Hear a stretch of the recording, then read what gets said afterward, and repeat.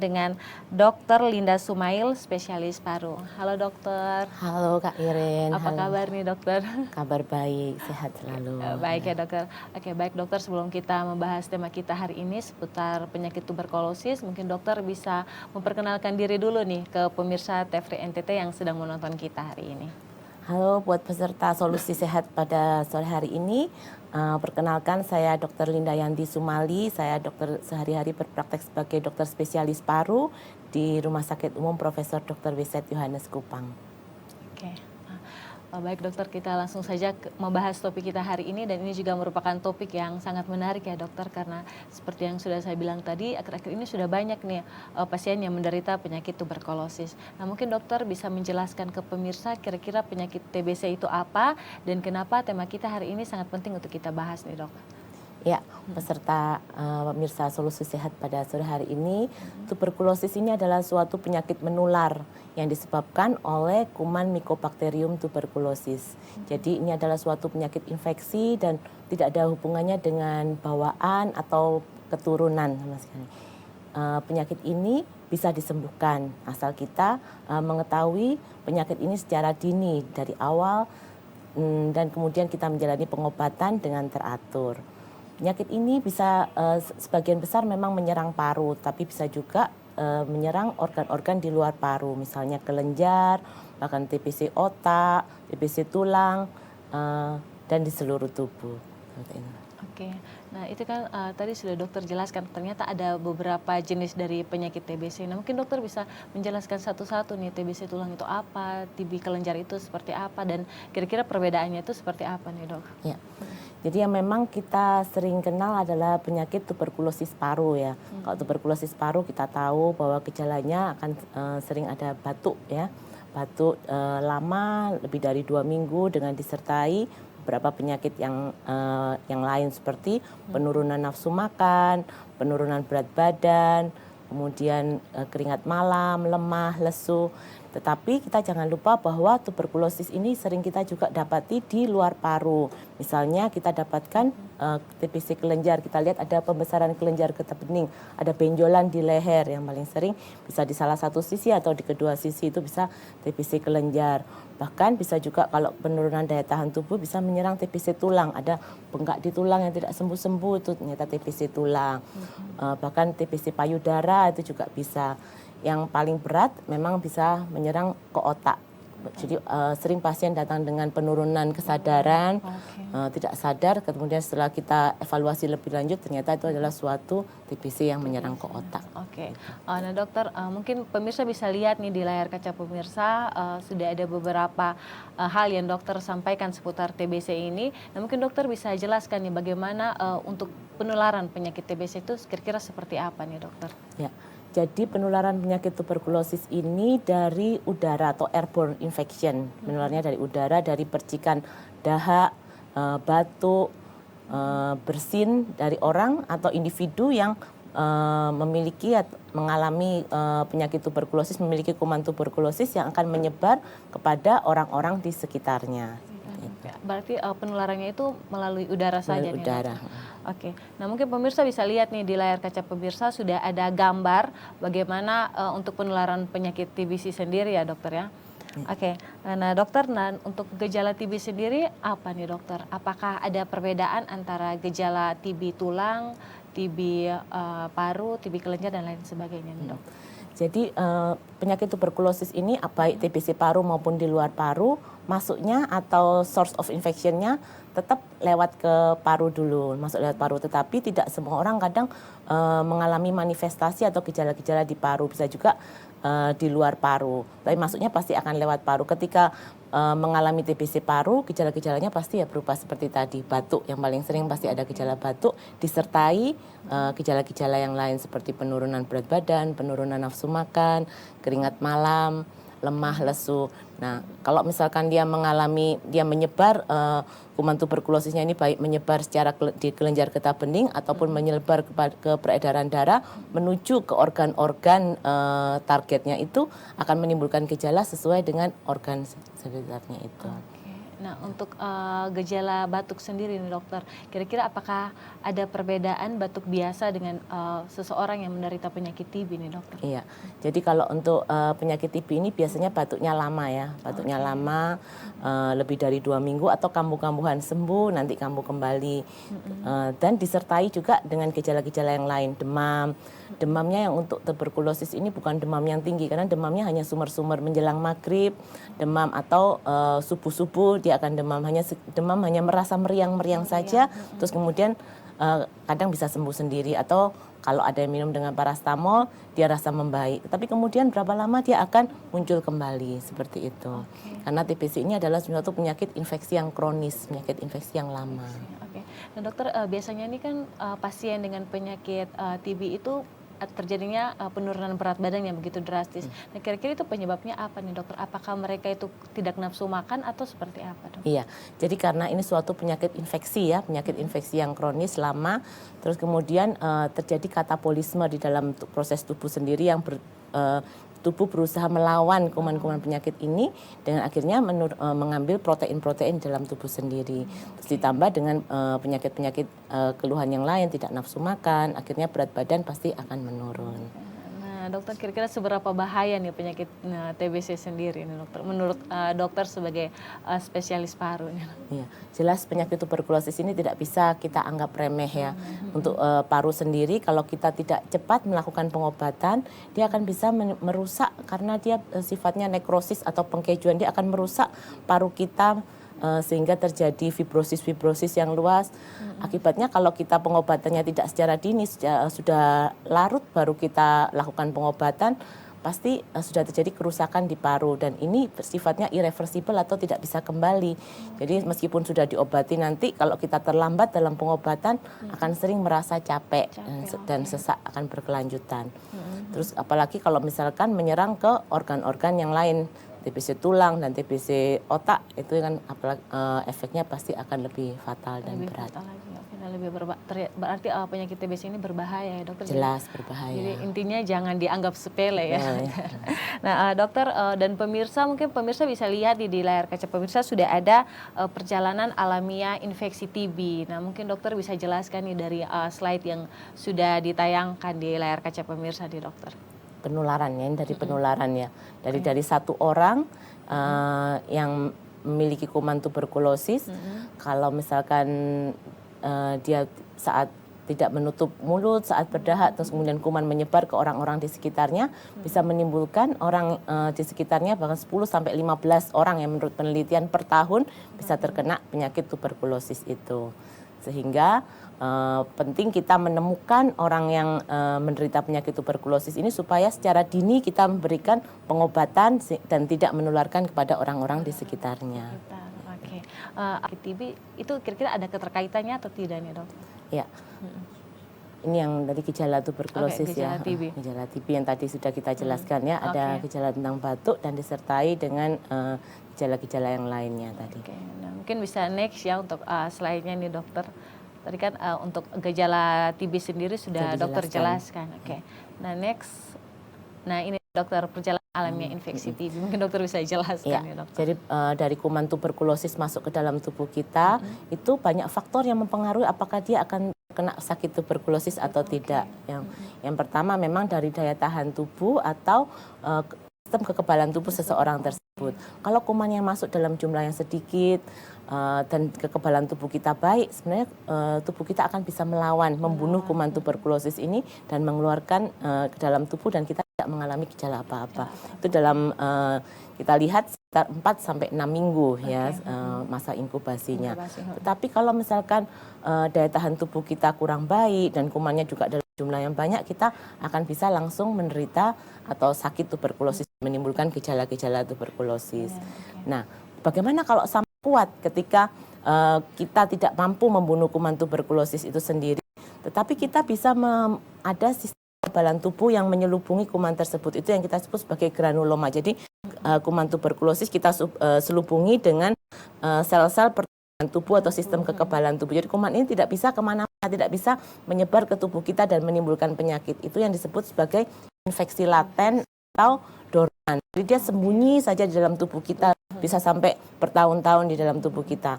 Kalau misalkan suatu saat kekebalan tubuh kita baik, bisa juga kumannya ini terbunuh. Tapi kalau ketika kekebalan tubuh kita yang turun, justru kuman ini bangkit dan terjadi reaktivasi. Kita bisa terkena penyakit tuberkulosis seperti itu. Ngomong-ngomong soal penyakit TB ini, mungkin bisa di slide selanjutnya, kira-kira siapa saja nih yang bisa beresiko terkena penyakit TB ini, dokter? Sebenarnya semua orang ya, orang dari kita siapa saja itu bisa terkena penyakit tuberkulosis, tetapi memang ada golongan-golongan tertentu, orang-orang tertentu yang rentan atau lebih mudah untuk terinfeksi tuberkulosis, yaitu orang dengan daya tahan tubuh yang turun seperti penderita HIV/AIDS, orang-orang dengan sakit diabetes mellitus atau gula DM, terus orang-orang yang menggunakan obat-obat imunosupresan atau penurun tahan tubuh, penggunaan kortikosteroid jangka lama, misalnya orang yang harus kemoterapi itu rentan untuk mengalami tuberkulosis.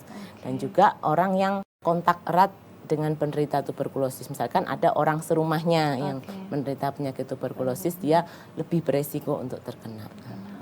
Jika seseorang tersebut tidak pernah imunisasi sejak kecil nih, dokter, itu bagaimana nih menurut dokter? Ya, jadi imunisasi BCG itu penting ya untuk bayi di bawah 2 tahun untuk mencegah terjadinya infeksi tuberkulosis berat. Ya, jadi meskipun dia sudah imunisasi BCG, tidak berarti dia pasti tidak akan terkena, tapi minimal kalau misalkan terkena penyakit tuberkulosis ini tidak akan terjadi TBC yang berat. Seperti itu, Mbak Iren. Berarti ternyata imunisasi penting, BCG itu sangat penting ya. Nah, dokter, mungkin bisa di next slide itu bagaimana pemeriksaan nih untuk penyakit TBC? Iya, jadi pemeriksaan untuk penyakit tuberkulosis ini kita dari dahak ya. Dahaknya dari penderita biasanya dahak pagi hari karena lebih kemungkinan menemukan kuman tuberkulosis lebih tinggi di sana. Biasanya dikumpulkannya 2 spesimen dahak. Sekarang kita sudah menggunakan alat yang namanya tes cepat molekuler atau TCM, atau disebut juga GenExpert itu dengan metode computerized PCR ya. Jadi dimasukkan dengan suatu alat dengan komputer, nanti hasilnya sudah akan bisa kita dapatkan. Itu di gambar kedua ya, dokter? Gambar yang sebelah kiri itu sebelah kiri, itu dibandingkan dengan pemeriksaan mikroskopik yang kadang pakai mikroskop itu, ini lebih sensitif karena dalam jumlah kuman yang sedikit saja kita sudah bisa mendeteksi adanya kuman tuberkulosis. Dan juga karena sekarang sudah banyak terjadi TBC yang resisten obat ya. Jadi dengan alat TCM ini kita bisa langsung mendeteksi adanya resistensi obat di sana. Nah, tadi kan dokter jelaskan kalau pemeriksaan itu sebaiknya dahak di pagi hari nih, dokter. Nah, bagaimana jika pasien TB tersebut tidak mengeluarkan dahak di pagi hari? Apakah tetap efektif dahak di siang dan malam hari nih, dok? Tetap bisa juga, terutama juga kalau misalkan pasien yang rumahnya jauh ya, rumahnya jauh sekali ke layanan kesehatan, dahak sewaktu itu juga bisa tetap diperiksakan 2 tempat dengan jarak sekitar 1 jam, seperti itu bisa langsung. Kalau misalkan rumahnya jauh, pas baru datang ke layanan kesehatan, ke puskesmas, pas kemudian dia sedang bisa berdahak, bisa langsung diperiksakan saat itu juga. Berarti tetap bisa untuk dahak siang dan juga malam hari. Nah, mungkin di next slide untuk pengobatan penyakit TB nih, dokter. Maaf, tadi pemeriksaannya selain dengan pemeriksaan dahak, juga ada pemeriksaan ronsen ya. Toraks itu juga akan mendukung kita, terutama misalkan pasiennya tidak bisa berdahak, gejalanya khas untuk gejala tuberkulosis, hasil dahaknya negatif, kita tetap memiliki kecurigaan tuberkulosis, kita bisa melakukan pemeriksaan ronsen atau toraks. Berarti selain pemeriksaan dahak, ronsen juga tetap dilakukan ya, dokter. Untuk next slide ini bagaimana untuk pengobatan penyakit TB nih, dokter? Iya, jadi pengobatan untuk tuberkulosis ini kita menggunakan kombinasi obat ya. Ada 4 obat selama 2 bulan pertama itu ada 4 macam obat yang harus digunakan bersama-sama untuk mencegah resistensi obat. Terus 2 bulan dan dilanjutkan dengan 4 bulan selanjutnya dengan 2 macam obat saja. Jadi ini obatnya obat program. Cuman jangan khawatir, kadang ada pasien yang bilang ini obat generik ya, jadi khawatir tidak mau pakai obat program, bisa jadi tidak obat paten, dok, supaya lebih manjur. Ternyata kalau untuk tuberkulosis ini obat program ini obat yang berkualitas baik dan memang bisa untuk membunuh kuman tuberkulosis. Sudah banyak penelitian yang dilakukan. Ya. Cuman pengobatannya memang harus 6 bulan. Karena apa? Karena tadi kan kita tahu bahwa sifatnya kuman tuberkulosis itu suka dorman atau sembunyi dalam tubuh kita. Jadi 2 bulan pertama memang gejala-gejalanya bisa akan membaik.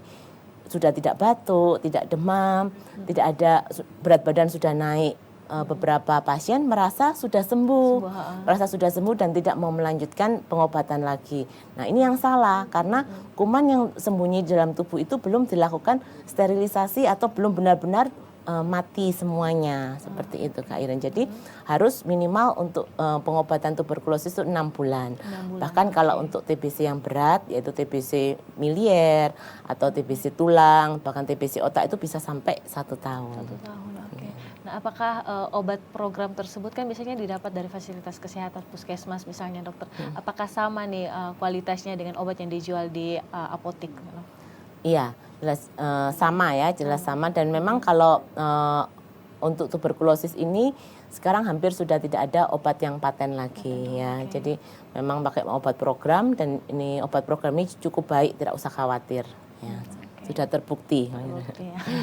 Oke, dokter di next slide ini bagaimana untuk perilaku hidup bersih dan sehat nih dokter? Setelah pengobatan ini kan apa sih ada perilaku hidup bersih yang harus dilakukan oleh pasien TB nih dokter?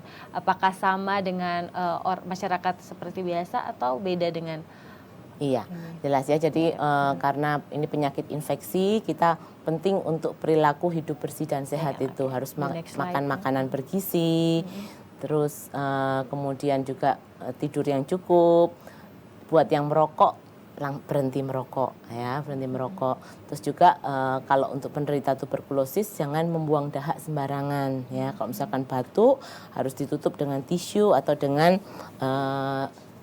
lengan baju seperti itu. Jangan sampai dahak dari penderita itu atau dahaknya menyebabkan atau membuat orang-orang di sekitarnya menderita tuberkulosis. Oke, itu untuk pengobatannya ya dokter ya? Untuk perilaku hidup bersih, untuk mencegah. Oke, baik dokter, kita jeda dulu sebentar ya dokter sebelum kita membahas lanjut seputar penyakit TB. Oke, baik pemirsa jangan kemana-mana, kami akan kembali lagi setelah jeda berikut ini, tetaplah bersama kami. Baik, terima kasih pemirsa, Anda masih setia bersama kami, masih di program Solusi Sehat, persembahan spesial TVRI Stasiun Nusa Tenggara Timur. Nah, baik dokter, ini kita masih membahas seputar penyakit TB nih dokter. Oke, mungkin pemirsa bisa lihat di layar kaca pemirsa sudah ada seputar pengobatan pencegahannya nih dokter. Nah, mungkin dokter bisa jelaskan sedikit nih bagaimana untuk pengobatan pencegahan penyakit TB sendiri nih dok.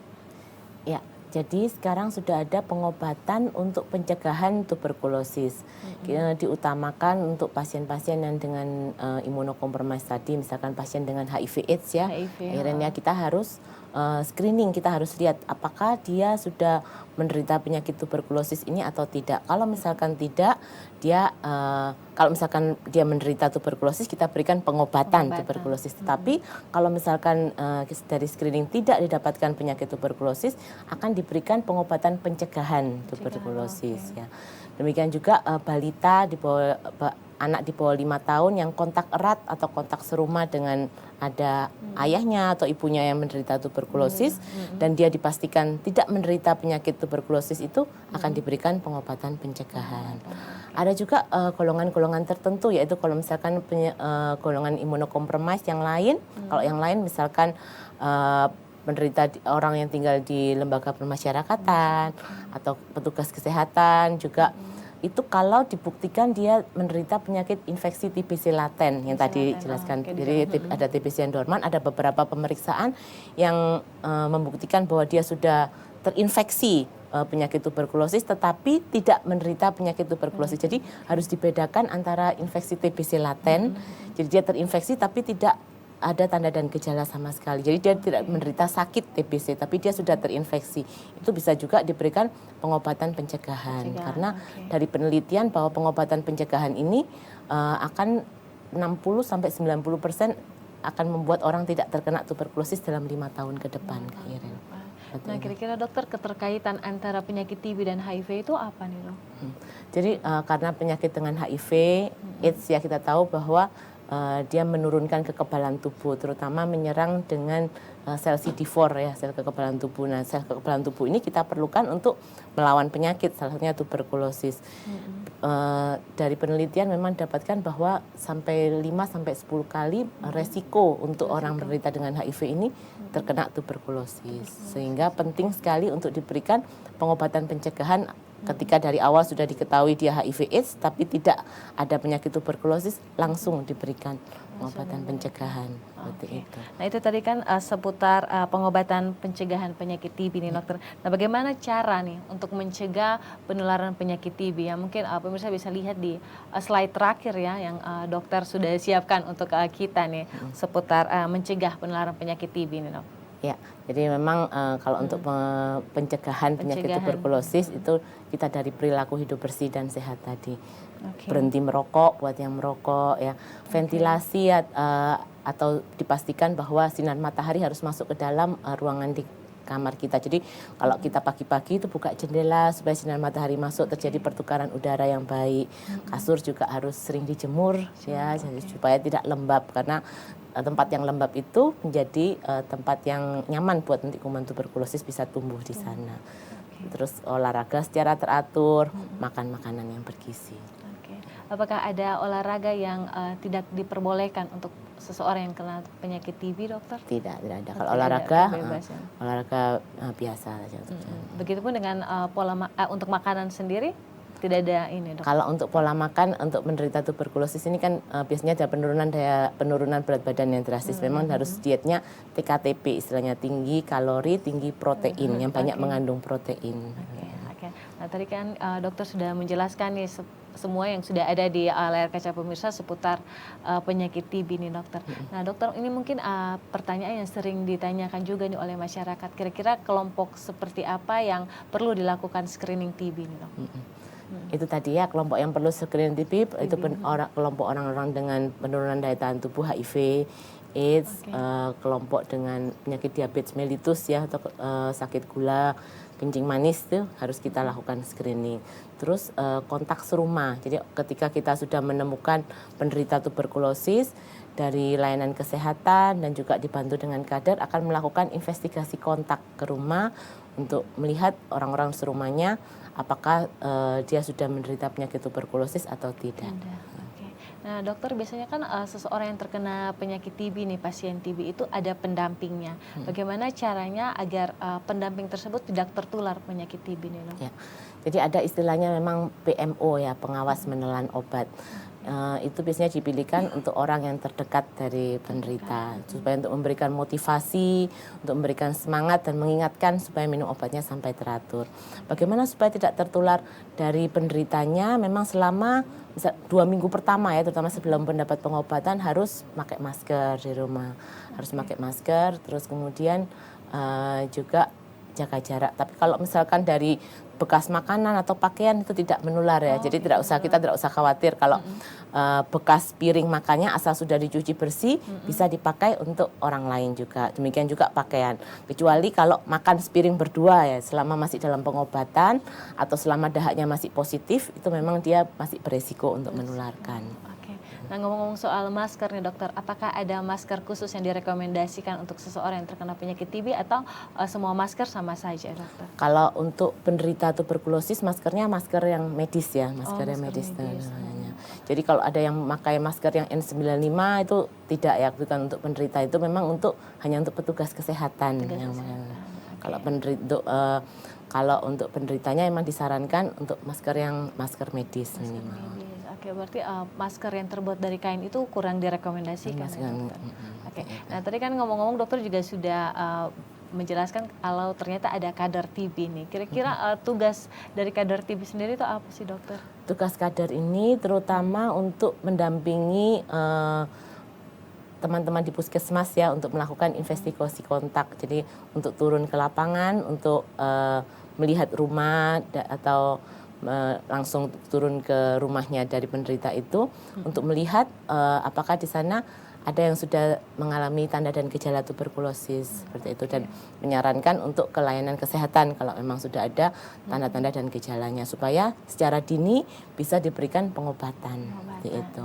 Dan kalau yang tidak, misalkan khususnya untuk anak di bawah 5 tahun tadi ya, anak di bawah 5 tahun akan diberikan pengobatan pencegahan tuberkulosis tadi.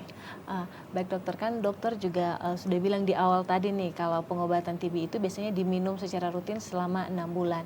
Tapi masih banyak nih pasien TB yang keras kepala nih dokter, sampai putus obatnya. Nah itu bagaimana nih menurut dokter sendiri, dan kira-kira apa yang harus dilakukan oleh pasien tersebut dan pendamping dari pasien TB ini dok?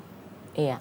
Jadi memang kita harus kolaborasi ya, kita harus kerjasama ya, terutama kita, karena kita tahu minum obat yang lama 6 bulan itu jenuh pasti Jenuh, ya, pasti jenuh, ada rasa bosan, apalagi kalau sudah membaik, keluhan-keluhannya sudah membaik, tidak ada keluhan tuh pasti rasa jenuh. Jadi harus untuk penderita tuberkulosis mengingatkan pada diri sendiri juga supaya kita dengan pengobatan yang teratur jangan sampai kita menularkan pada orang-orang yang kita kasihi di sekitar kita gitu. Terus juga orang-orang di sekitarnya juga harus mengingatkan supaya dia berobat teratur dan tuntas sampai selesai. Kalau misalkan ada keluhan-keluhan selama minum obat, ada beberapa orang yang ada gejala mual, muntah atau gatal-gatal selama minum obat, harus diberitahukan kepada petugas kesehatan yang memberikan pengobatan. Penting pasti akan dicarikan solusi sama-sama untuk masalah itu.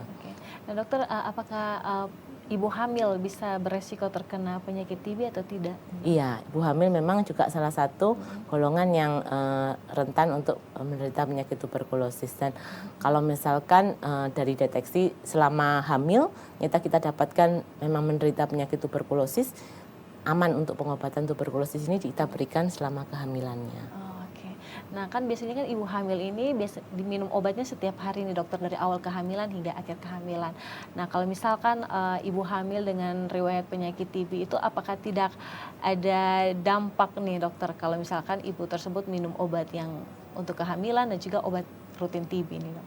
Tidak masalah. Jadi kalau misalkan untuk obat-obat tuberkulosis ini aman untuk dikonsumsi itu ibu hamil. Justru kalau misalkan ibu ini tidak mengkonsumsi obatnya secara dengan baik, secara dini, nanti resiko untuk bayinya, misalkan bayi lahirnya dengan berat badan lahir rendah, BBLR, atau nanti saat misalkan bayinya sudah lahir, dia resiko terinfeksi juga tuberkulosis kalau ibunya tidak menjalani pengobatan dari awal. Oke, intinya aman ya dokter. Aman. Soalnya ada banyak nih ibu hamil yang menderita penyakit TB takut nih minum obat campur antara obat kehamilan dan juga obat TB ini dokter. Mungkin tidak diminum sama-sama Kak Iren, ada jarak. Kan obat tuberkulosis ini memang biasanya diminumnya sendirian saat perut kosong supaya absorpsi atau penyerapan obatnya lebih baik. Jadi biasanya 1 jam sesudah 2 jam sesudah makan atau 1 jam sebelum makan berikutnya. Jadi perut kosong saat konsumsi OAT. Intinya tidak minum bersamaan. Tidak minum bersamaan. Berarti untuk pengobatan TB sendiri obatnya tuh 1 hari 1 kali diminum saja. 1 kali saja minumnya. Terus berapa bijinya tergantung dari berat badannya. Oke. Baik dokter, apakah nih dokter ini juga nih pertanyaan yang banyak nih ditanyakan, apakah bayi di bawah usia 6 bulan bisa beresiko terkena penyakit TB atau tidak nih dokter, meskipun sudah mendapatkan imunisasi BCG nih dok? Jadi makanya itu pentingnya kita berikan imunisasi BCG ya, karena di bawah 6 bulan tadi masih bisa. Imunisasi BCG ini kita berikan khususnya untuk di bawah 2 bulan ya. Di bawah 2 bulan kita harus sesegera mungkin kita berikan. Kalau sudah lewat dari itu, kadang harus kita pastikan lagi dulu ini sudah terkena penyakit tuberkulosis atau tidak. Kalau di bawah 2 bulan bisa langsung. Bisa langsung, oke. Sering sekali kalau misalkan bayinya tidak dilakukan imunisasi dan kemudian ternyata kontak ya, ada orang sekitarnya yang mendapat tuberkulosis, takutnya terkena TBC langsung TBC yang berat. Oke. Nah dokter, ini juga menurut dokter sendiri apakah fakta atau mitos banyak orang yang bilang kalau penyakit TB ini adalah penyakit genetik nih dok? Itu mitos ya, jelas mitos. Jadi memang kadang kan bilang ini ayahnya misalkan tuberkulosis, anaknya bisa kena atau orang sekitar itu karena lebih ke arah itu tadi penularan secara droplet infection atau dari udara. Kan kita tahu bahwa kontak serumah ya, orang serumah tinggal sama-sama, berapa jam sehari dia kontak, itu makanya orang-orang di sekitarnya mungkin orang serumah ya terkena penyakit tuberkulosis sama-sama, tapi tidak ada keterkaitan sama sekali dari gen maupun bawaan. Oke, berarti mitos ya dokter Mitos, kalau ya. penyakit TB itu penyakit genetik. Dan itu dibuktikan bahwa kadang bukan kontak serumah saja, jangan lupa kita kontak erat itu termasuk kontak dengan teman-teman sekerja di kantor. Jadi kalau kita bilang kontak erat itu kadang kita cuma ingatnya kontak serumah, jangan lupa kontak dengan teman-teman kerja, kontak misalkan guru juga, misalkan anak-anak di sekolahnya itu juga harus dilakukan screening pada kontak tempat kerjanya. Jadi, dilakukan screening itu ke siapa saja boleh ya dokter? Ya, itu nanti dari biasanya kalau misalkan begitu didapatkan kasus, nanti dari puskesmas yang akan melakukan screening. Kalau dari program pemerintah sih minimal 8 orang di sekitarnya itu wajib di screening. Nah dokter, apakah bakteri dari penyakit TB ini bisa mati dengan sendirinya tanpa pengobatan atau tidak nih dok?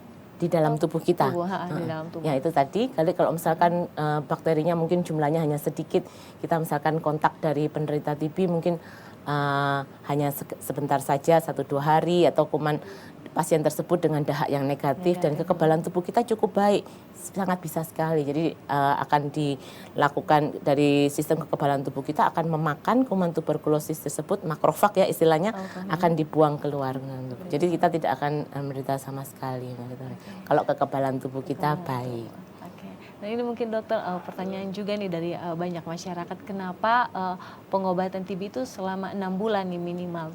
Kenapa tidak 1 minggu atau 2 minggu saja nih dokter? Jadi itu karena seperti tadi bahwa penyakit tuberkulosis adalah infeksi yang kronis dan sifat dari kuman Mycobacterium tuberculosis ini yang suka dorman atau sembunyi. Jadi memang 2 minggu itu bisa membunuh kuman tuberkulosis sebanyak-banyaknya ya, membunuh kuman tuberkulosis. Tapi ada kuman-kuman tertentu yang akan diam atau tinggal dalam tubuh kita, itu yang harus dibunuh dengan pengobatan yang lama itu. Sekarang ini juga Kak Iren sedang dilakukan penelitian, jadi kan minimal kemarin 6 bulan ya, ada dengan pengobatan yang baru ini, yang mungkin nanti akhir tahun ini atau tahun depan akan disosialisasikan bahwa pengobatan tuberkulosis itu 4 bulan. Sudah dilakukan penelitian di Jawa dan memang sudah terbukti, nanti kita tinggal lakukan. Tapi khusus untuk tuberkulosis yang minimal atau kondisi-kondisi tertentu seperti itu bisa dengan pengobatan yang 4 bulan. Dan obatnya memang jenisnya berbeda dari yang sekarang. Seperti itu. Nah, dokter, mungkin kan itu untuk pasien TB yang berada di kota nih dokter. Bagaimana dengan pasien TB yang berada di pedalaman nih dokter, yang mungkin mendapatkan obat dari Vaskes itu susah nih dokter. Nah kira-kira apakah dengan pengobatan tradisional bisa mencegah penyakit TB sendiri nih dokter? Jangan khawatir ya, kalau untuk pengobatan tuberkulosis ini saya pikir sudah didistribusikan secara merata di semua puskesmas di wilayah Nusa Tenggara Timur ini sudah mendapatkan ada untuk obat tuberkulosis ini. Ya. Jadi kalau di puskesmas ya, bukan di pustu ya, bukan puskesmas pembantu. Kok di puskesmasnya semua sudah terdistribusi secara merata dan bisa dijangkau oleh masyarakat.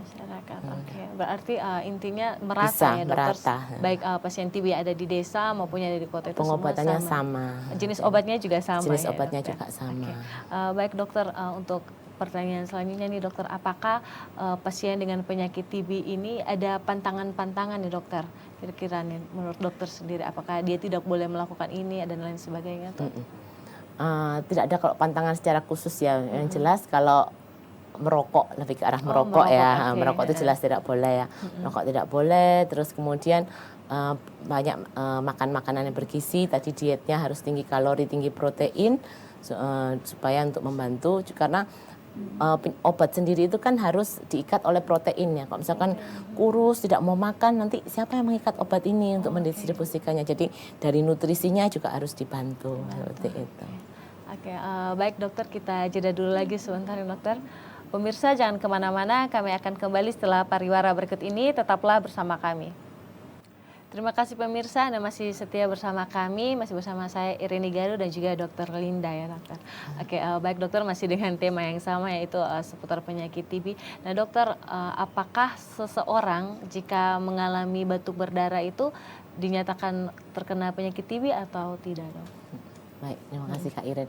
Jadi salah satu gejala dari tuberkulosis itu bisa juga batuk disertai darah. Nah, karena memang di negara kita ini ya, Indonesia ini endemis tuberkulosis, dan penyebab tersering dari batuk darah adalah tuberkulosis, memang harus begitu kita batuk darah harus memeriksakan diri supaya kita bisa lakukan pemeriksaan lanjutan. Tapi tidak semua batuk darah itu disebabkan oleh tuberkulosis. Ada beberapa penyebab yang lain. Misalkan kalau infeksi karena jamur itu juga bisa, Kak Irin. Bronkiektasis, paru yang melebar-melebar, dan itu juga bisa. Tumor atau kanker paru itu juga bisa menimbulkan gejala seperti batuk darah. Jadi memang harus diperiksa lebih lanjut dulu. Nah dokter, apakah sama atau mungkin beda nih antara kanker paru dan juga TB memang? Soalnya banyak nih yang bilang kalau TB itu mirip-mirip dengan kanker paru dong. Iya, karena memang sama-sama penyakit yang di paru ya, dan memiliki gejalanya bisa batuk, bisa juga ada penurunan berat badan. Tapi biasanya kalau tumor atau kanker paru itu jarang demam, jarang dapatkan demam, keringat malam itu jarang. Ya. Tapi gejala-gejalanya memang hampir mirip, sehingga kita perlu melakukan evaluasi atau pemeriksaan lebih lanjut. Tapi intinya beda ya, beda, antara TB dengan kanker paru. Oke, nah baik dokter, kira-kira nih apa yang akan terjadi jika pasien TB ini tidak melakukan pengobatan TB ini, dok? Ya, jadi kalau misalkan tidak melakukan pengobatan, jelas kerusakan-kerusakan di parunya akan terus berlanjut ya. Sehingga kadang bisa jadi kerusakannya lebih berat, mudah sesak, terus berakibatnya bisa buruk, sehingga kadang bisa mengenai penyelubung paru, bisa ada cairan di penyelubung paru, terus bisa batuk darah, bisa semakin memberat, Kak Irin. Dan juga bisa mengenai yang sampai ke otak tadi, TBC yang berat. Bisa berefeknya bahkan bisa sampai kepada kematian. Oke, berarti penyakit TB ini berbahaya sekali. Berbahaya kalau kita tidak melakukan pengobatan dengan baik. Karena bisa sampai kematian itu berarti sudah fatal kan kalau misalkan tidak melakukan pengobatan. Iya, jelas. Nah, karena kan infeksi yang memberat, dia menyerang ke seluruh tubuh, bisa juga menyebabkan kematian. Nah dokter, kalau misalkan nih seorang pasien TB dinyatakan sembuh, apakah bisa terkena lagi penyakit TB atau bagaimana, dok? Jadi itu pentingnya juga kita melakukan investigasi kontak untuk orang-orang di sekitarnya. Meskipun penderita tuberkulosis sudah menjalani pengobatan, selesai sembuh, tapi kalau misalkan ada orang di sekitarnya yang belum mengalami pengobatan, dia beresiko juga untuk terkena kembali, itu masih ada resikonya. Terutama dalam 2 tahun pertama itu beresiko untuk terinfeksi kembali ya, reinfeksi itu masih ada. Terutama juga kalau misalkan yang pasien tuberkulosis yang menjalani pengobatannya sudah terlambat. Kadang paru yang sudah terkena tuberkulosis itu tidak bisa kembali sempurna seperti orang normal. Ketika kita kalau pengobatannya tidak dari awal ya. Nah, bekas TBC itu yang mudah untuk terkena infeksi. Dia lebih rentan untuk mengalami infeksi juga. Oke, nah dokter, kira-kira nih apa saja yang dilakukan pemerintah bahkan WHO untuk mencegah penyakit TB ini, kira-kira apa saja nih? Ya, jadi kalau langkah-langkah pencegahannya tadi sudah yang pertama dari menggaungkan ya, menjelaskan dari awal bagaimana tanda dan gejalanya tuberkulosis supaya dari secara dini bisa diberikan pengobatan secara lebih awal. Terus kemudian juga untuk orang-orang di sekitarnya sekarang sudah ada pengobatan pencegahan ya. Jadi untuk investigasi kontak dan kelompok-kelompok tertentu yang nanti dari petugas kesehatan memutuskan bahwa ini, jadi tidak semua orang ya Kak, itu akan diberikan pengobatan pencegahan. Itu salah satu langkah untuk mencegah penyakit tuberkulosis. Terus perumahan ya, itu juga penting ya, ventilasi, mungkin dari kerjasama dengan lintas sektor juga, perumahan ventilasi yang baik, kepadatan penduduk yang tidak terlalu banyak di satu rumah, itu juga salah satu langkah untuk pencegahan penyakit tuberkulosis ini. Jadi itu yang dilakukan oleh pemerintah ya.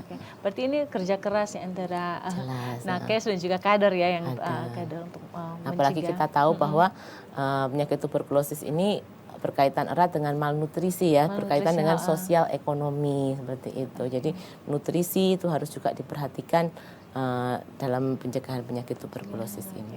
Nah dokter, penyakit TB ini sendiri kan juga banyak nih dialami oleh masyarakat menengah ke bawah nih ya dokter. Nah kira-kira bagaimana nih dokter cara untuk mencegahnya? Apalagi kan rumah mereka itu kadang-kadang lembab nih dokter. Nah itu bagaimana dok? Nah itu yang tadi saya bilang, harus memang susahnya dari lintas sektor. Kalau dulu kita seringnya memang dengar justru penyakit tuberkulosis ini menyerangnya ke menengah ke bawah ya, dengan orang dengan malnutrisi yang kurus. Tapi jangan salah bahwa sekarang orang-orang dengan daya tahan tubuh yang turun, yaitu misalkan apalagi diabetes. Kalau orang diabetes kan biasanya menengah ke atas ya, justru pasien dengan yang gemuk itu juga rentan untuk terkena tuberkulosis. Pasien yang dengan gagal ginjal, yang rutin cuci darah, pasien dengan penderita kanker itu juga semuanya beresiko untuk terkena penyakit tuberkulosis ini. Oke. Nah, dokter, apakah ciri-ciri paru dari pasien TB dan juga pasien dengan orang yang aktif merokok sama atau beda, dok? Beda ya, beda. Jadi kalau orang yang merokok memang ada bisa didapatkan penurunan fungsi paru. Secara fungsi dia akan berubah, parunya bisa molor, tetapi tidak ada flek atau bercak-bercak infeksi di parunya orang yang merokok. Tetapi orang yang merokok itu 2-3 kali juga beresiko untuk terkena tuberkulosis. Jadi kalau pasien-pasien yang perokok sudah didapatkan flek untuk di parunya, berarti dia sudah menderita penyakit tuberkulosis ini. Nah, dokter, kembali ke pengobatan TB nih dokter, itu kan biasanya dari 6 bulan ya dokter. Kalau misalkan putus nih dokter, misalnya lupa 1-2 hari atau mungkin bahkan 1 minggu lupa minum obat, nah itu bagaimana, dok? Kalau lupa 1-2 hari sebenarnya masih tidak apa-apa ya, masih sebenarnya akan kita tambahkan di belakangnya. Tapi jangan sengaja lupa ya, sengaja lupa atau pura-pura lupa. Ya, kalau misalkan kita dengan berobatnya secara teratur, minum obatnya teratur di jam yang sama, itu kemungkinan sembuh sempurnanya itu lebih baik dibandingkan kalau kita obatnya bolong-bolong seperti itu. Minumnya hari ini minum, besok tidak minum. Itu akan mempengaruhi hasil akhir pengobatannya kita. Jadi penting untuk berobatnya secara teratur, rutin seperti itu. Nah, cuman jangan khawatir misalkan memang benar-benar lupa ya, lupa tidak minum 1-2 hari, itu biasanya akan ditambahkan di belakang nantinya. Sehingga total pengobatannya lengkap selesai. Selama 6 bulan. Selama 6 bulan itu. Oke, nah dokter, masih banyak nih masyarakat awam yang kadang tuh tidak mau minum obat, apalagi obatnya itu harus diminum setiap hari karena takut larinya ke ginjal. Nah itu bagaimana nih menurut dokter sendiri? Nah, jadi tidak usah khawatir ya, itu pasti akan tetap dipantau kan selama dalam pemberian obat 6 bulan kan tidak langsung diberikan dilepas, tetap akan selama 2 minggu sampai 1 bulan pasti akan datang ke layanan kesehatan. Nah itu nanti di sana petugas kesehatan juga akan memantau kira-kira ada gangguan tidak ya dia selama minum obat. Misalkan dirasa ada gangguan akan diperiksakan juga dari laboratorium fungsi liver maupun juga fungsi ginjalnya. Dan juga penderita yang dengan gangguan ginjal sekalipun tetap bisa minum obat tuberkulosis atau obat TBC ini, tapi mungkin bukan obat program. Jadi ada obat yang memang disesuaikan dengan fungsi ginjalnya. Nah dokter, apakah fakta atau mitos katanya TB tulang itu lebih berbahaya dibanding TB yang lain nih dokter? Ya, jadi TB tulang itu termasuk salah satu TB berat ya, karena menyebarnya secara sistemik atau peredaran darah. TB tulang dan TB otak itu yang memang harus pengobatannya lebih lama karena dia sudah menyebarnya di peredaran darah. Berarti masuk TB berat seperti TB berat. Oke. Untuk TB kelenjar sendiri juga sama beratnya dengan TB tulang atau beda lagi, dok? Kalau TB kelenjar masih termasuk yang TB ringan, termasuk yang TB ringan, dan memang pengobatannya bisa 6 bulan, kadang bisa kalau masih ada sampai 9 bulan. Dia menyebarnya lewat kelenjar getah bening. Berarti untuk TB tulang sendiri karena mungkin dia lebih berbahaya, pengobatannya lebih lama. Lebih lama. Itu biasanya berapa lama nih, dok? Biasanya 1 tahun. Jadi makanya supaya untuk mensterilisasi atau eliminasi, membunuh kumannya secara lebih total seperti itu.